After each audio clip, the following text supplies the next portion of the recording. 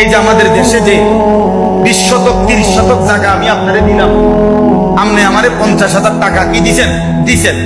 এর নিয়ম কি? বন্ধকের নিয়ম হইলো, আমাদের দেশের নিয়ম হইলো, যতদিন পর্যন্ত আমি এই টাকা শোধ করতে না পারবো ততদিন পর্যন্ত ওই বেটা জমি এটা কি করে?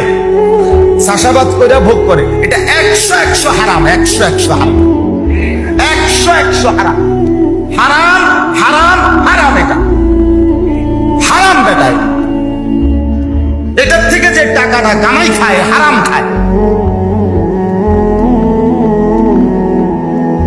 শতভাগ হারাম।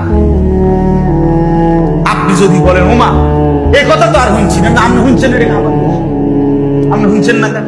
আপনি জিজ্ঞাসা কথা বলেন না কেন? আপনি জিজ্ঞাসা করছিলেন নি যে হুজুর আমি যে জমি